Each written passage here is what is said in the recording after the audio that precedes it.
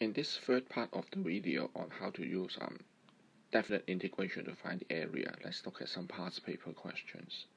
Alright, so this is one past paper question. In part A, we will want to deal with this definite integration, indefinite integration.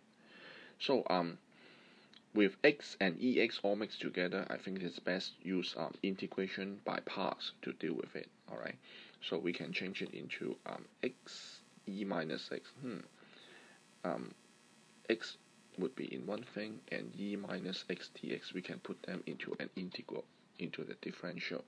So that would be the negative of x and then d e minus x. Alright, we need a negative side to balance everything.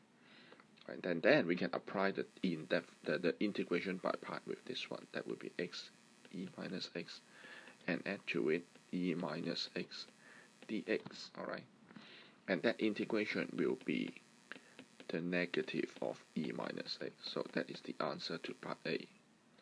That is the result of integration by part. Alright. Okay, so now we come to part B. Part B is to find the area bounded by the Q curve and the straight line. Alright.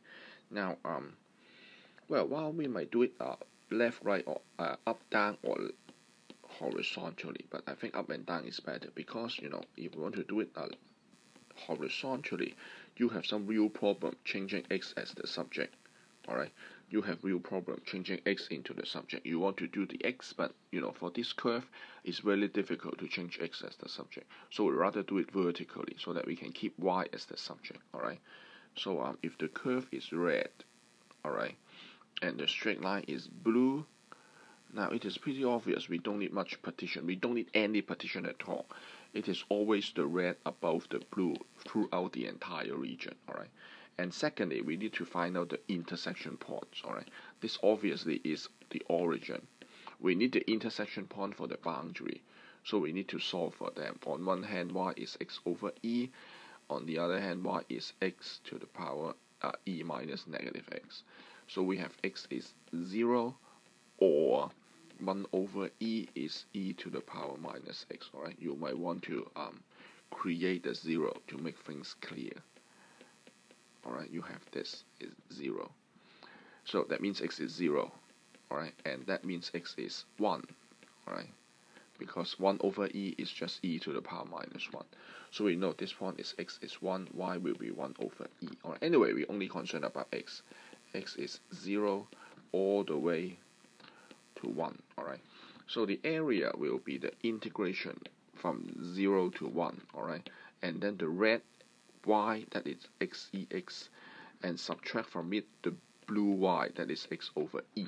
Alright, we do this subtraction and then dx. Alright, so the red part we did it in part A. The red part will be something like this. Will be will be minus x e negative x, and then subtract e minus x. That is the red part. And then we also have the blue part. The blue part will be x squared divided by 2e. Alright, 2e. We do this integration from 0 to 1. Alright, now we have to put back the 0 and 1 into this particular expression. When x is 0, let's look at the red. We have minus 1 over e, alright, and subtract 1 over e, and then subtract another 1 over 2e, right? That is the part when x is 1. When the part when x is 0, we have 0 minus 1, alright, minus 0. That is the part when x is 0. So altogether, the answer is 1 minus 5 over 2e. Alright, this is the answer to the question. Okay, let's review the solution process. Right, in part A, we did the integration by part and find out the value under the answer for this indefinite integral. Okay, and then in part B, we use vertical slicing to divide the area into red over the blue. Alright, red minus the blue, and then we find out the boundary for the integration. Right, pay attention on which minus what and also the boundary. So taking the answer from part A, we can get the integration easier, and then we substitute the number to get the final answer. It does not look nice, right? But anyway, that is the answer. So let's move up to the next and the last past paper question in this section. Alright, now there's no diagram in this question, right? But it's not difficult to recover the diagram roughly. But let's deal with the part A first, right? In part A, once again, it's an integration by part issue. But there's no e, it has 5 log u. That is very important. You know that 5 is just e times e to the power log 5, right?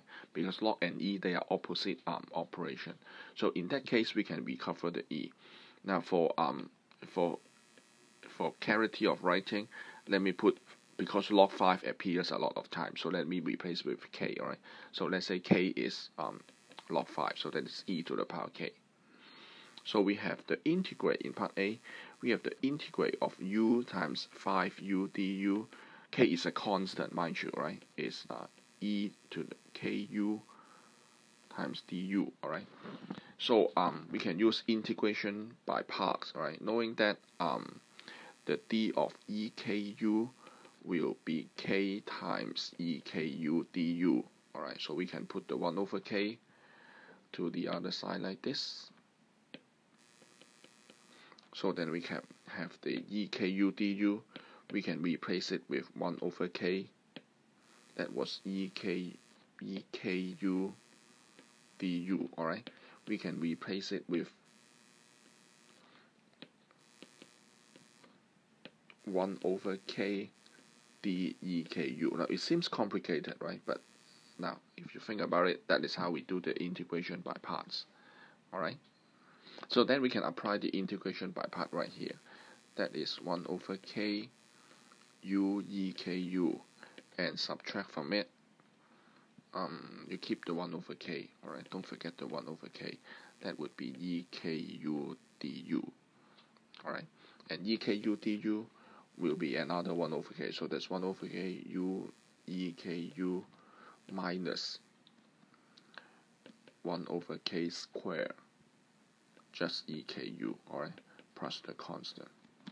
You may wish to recover the 5, so that is 1 over log 5 u times 5u, subtract 1 over log 5 squared, just 5 times u plus constant, right? It's an awkward answer, but that is what we see in part A, right? That is the integration by part result in part A. And then let's move to part B. Alright, in part B, we can roughly sketch the diagram, alright, because we have the curve, whatever it is, right? We know that when x is 0, f0 should be 0. On one hand, we know f0 should be 0, so it should come over this point. And then when x is 1, f1 will be 25, alright, f1 will be 25, so we have this point 1 and 25. Alright, the curve is somehow, anything like this. We want to find the area under the curve between the line x is 1 and the x-axis. So x is 1 is the line here. So we want to find this. So obviously it is best done with a vertical slicing. X is 0 to 1. Alright, so we can have this. Oh, but the curve in fx is slightly different from this one. So we have to make adjustments. So we have this. The area will be x times 5 to the power 2x, alright, dx from x is 0 to x is 1. But it does not look like what we see in part A, alright, so we have to split it, replace it with a u. I let u equals to 2x, alright, and then I have to change the boundary as well. When x is 0, x is 1, u becomes 0 and 2 respectively. Alright, and I have to change the differential as well. Du will be twice dx, or in other words, dx is half du. Alright, so we can replace everything together into u. Alright, so x becomes u over 2. X becomes u over 2. 5 to the power 2x is 5 to the power u. Dx is half du. Alright, when x is 0, u is 0. When x is 1, u is 2. So it becomes something like this. Now it looks much more like the one in part A, alright? And then we can apply the result in part A directly. Part A says it is 1 over log 5 u times 5u subtract 1 over log 5 squared, and then 5 to the power u, right? We do the integration from 0 to 2. Okay, so this is it. It looks complicated, right? But beyond the complication, the actual integration behind it is not that difficult. Most importantly, you have to contrast that fx is not the same as the original part A. So to handle this, I make this substitution, alright? With this substitution, I can align it into something.